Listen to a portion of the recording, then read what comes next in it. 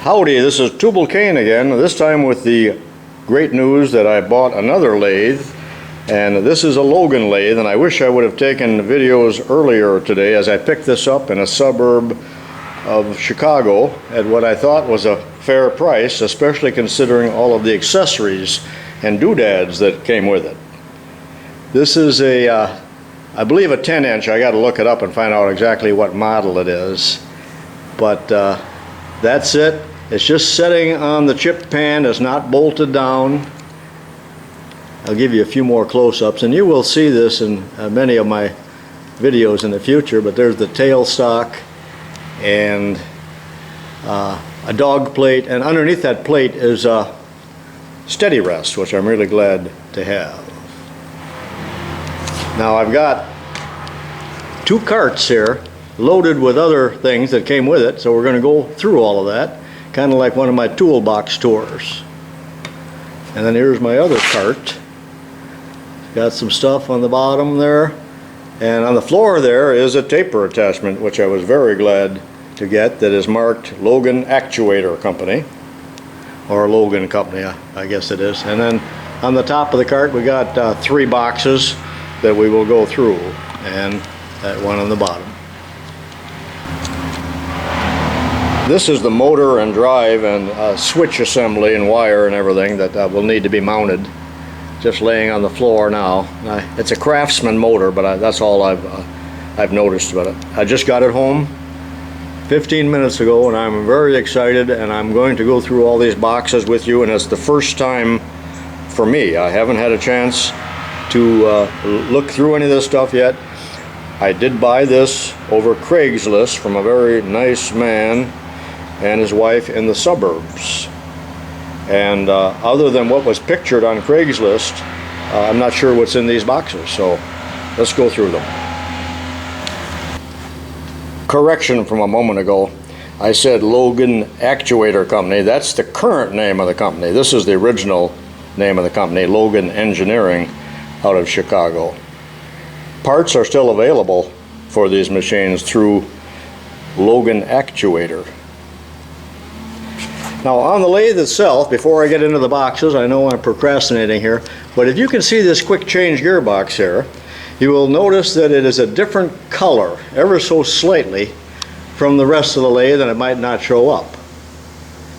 And I think the reason for this is that at some point or another, and the bolts are real shiny, I believe that this gearbox was added onto this lathe. And I know it was available as an accessory. But down on the floor, right here, is what I believe to be the original lead screw and banjo right here.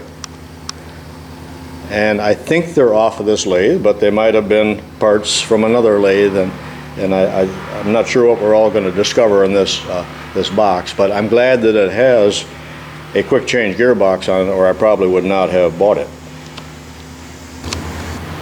Alright, let's see what we got in this little Tupperware container. There's a nice Jacobs chuck, 3/4 capacity, along with a big chuck key. There's a couple other Jacobs chucks. Here's one with a straight shank. Doesn't look like it's real great, but might prove to be serviceable. This 1/2-inch chuck, from the looks of the oil on it, looks like packing oil, I believe, is brand new, along with the key. But no shank at this time, or arbor. And then the rest of the stuff in the box here, I don't know. There we've got a drill bit that has to be pitched, and these are the bolts, I think, for attaching it. And we got some Allen wrenches and a file handle, drill bits. Nothing else of real great value in that box. In this box there are several items, and I'm not totally sure, I'm guessing on some of this, but this appears to be a tailstock quill that is mounted with, I'm not sure if it's a homemade lever, but some of these parts look homemade. And there's a Morse taper in there, so that I think some tailstock work could be done very quickly with a lever. That's what I think it's for. Now next here we've got a lever and a linkage, and I believe that this is for a collet attachment, because here we also have, well, here's another lever that looks like it could be for a collet attachment. I'm not sure. We'll have to get back to this. This real long lever looks way too long to be for a collet attachment. It looks like more like that could be something on the tailstock where you needed a lot of leverage. You don't need all that much leverage to tighten a collet. Here's a casting. Not sure about that. It looks like it's the color of a Logan lathe. And a follow rest, which I'm glad to get a hold of because I never did have a follow rest for any of my lathes. And a couple Allen wrenches, and that's the extent of that box. And for our next surprise in this other box, here's a nice 4-jaw chuck. Looks like it hasn't been used in a while. Most people avoid a 4-jaw chuck and all it entails at all costs.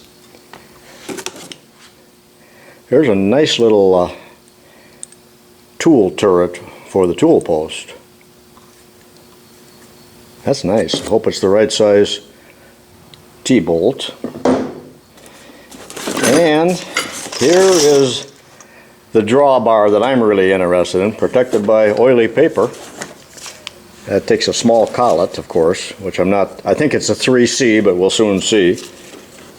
And I prefer this type of collet attachment far over the lever type, which I call a production type of collet attachment. It takes much longer to change the collets and adjust them. And in this Skippy peanut butter jar, oh no, it's Jif, we have what it looks like is, let me move the camera a little bit here.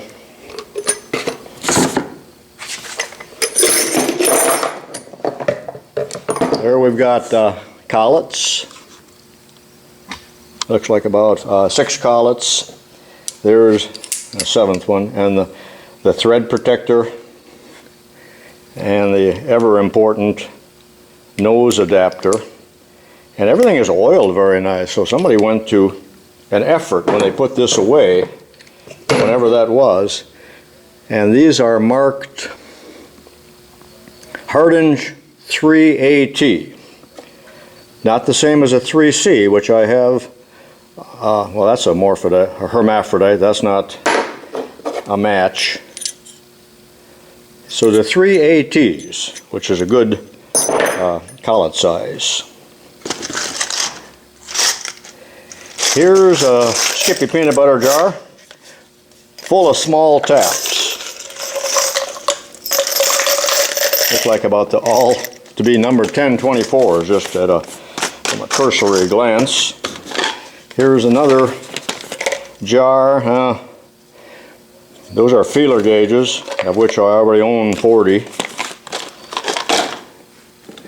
You know, I do throw things out, and I've been criticized for that. You know, why are you throwing things out? Well, here's an attachment that allows you to turn a metalworking lathe into a woodworking lathe. There's the tool rest. I believe that goes with this lathe, which I will never use. I like to do woodworking, but I like to do it with a traditional crossfeed and compound. And here's 1, 2, 3, 4, 5, 6 or 7 lathe dogs, some of them quite large. I don't know what that is with a big ball on the end. The larger ones I will never use. And then the rest of the things in here, just an extension cord and a belt, which I suppose is the main drive belt, but nothing else in there. So it was interesting to see that these are 3 AT collets. For lack of a better name, this is a production type cross slide, and you would take the traditional cross slide off the lathe and mount this. It's got dovetails, That appears to be a stop of some kind. And then on this, for production work, there are T-slots, and you can put tooling in here that would approach the work from the back. There is a gib that is missing unless it uses the same gib as the other cross slide. Pretty good condition. Maybe it's never been used, but this is oily packing in there. Maybe the gib is in there. No, it's not. I think that this lathe might have been used for some production work because of some of the tooling that I see with it, or at least somebody planned on doing production work with it. Here's a box that looks like primarily junk, but I think there's a few good things in there. There's some kind of idler pulley. It might have nothing to do with this machine. And 3 different little jacks, which can be used on a milling machine. That's what I'll use them for. That's a hone. Here's some kind of tooling, but it looks homemade. I call that a gooseneck, but it looks like maybe a boring bar went in there. I don't know. That'll probably hit the junk pile. Here's a carriage stop for a Logan lathe. Glad to get that. And some kind of V-block and scrap aluminum. A chisel. Oh, there's another tool rest for woodworking. That's like the half rest. Thought it was broken off first, but it's a half rest. At least that's what I'm going to call it. We got chuck keys, thank goodness. We got about 4 of them. And countersink. Tool post wrenches here. 1, 2, 3, 4. 5 tool post wrenches. Cut off tool holder, so I'm not crazy about these. Some files. Oh, there's one heck of a big nail. Guess that's a pole barn. This casting here is, I believe, to hold down the steady rest or something of that nature. It goes under the bed. And here's a candy box. A tin box loaded with high-speed tooling. Some brand new pieces, most already ground or used, cold chisel, some pipe nipples and other junk. I'll go through there and I'm sure throw out half of this stuff. I have to throw out some stuff. I cannot keep everything, although I have been greatly criticized for that. Here's a burr knife, and that handle, that red handle I had a couple of videos back, would go on here. The one that I called a file handle. That's the burr knife. And there's the key to success. All of you machinists will recognize this as a Palmgren milling attachment. And they made a lot of them, and as a matter of fact, this will be my 3rd one. And in the jaws of the vise, for some reason, there happens to be a Starrett indicator holder. I have no idea why. But when I first looked at this, I thought, my gosh, did somebody ever cobble this up? What is this Rube Goldberg contraption here, crank on the top? And that would raise and lower the vise on there. Well, this is one I already had. It's much more modern Palmgren, but when you use these, what they furnish is this tiny little knurled knob to make your vertical adjustment. And it looks to me like somebody had a brainstorm and said, enough with this nonsense, this little knob, I'm going to put a decent hand wheel on there. So that's what I am deducing on that. So at first I was going to take that off instantly and throw it away, but now I might like that. Here's a Dutch Master President's cigar box, and I think I'll dump that with your permission, or without it. We've got a lot of high-speed steel there, but in the larger sizes, which a fellow doesn't tend to use. Some of it's carbide. But here's some milling cutters. slitting saw, some other kind of dog. That looks like a grinding dog. Cut-off blade,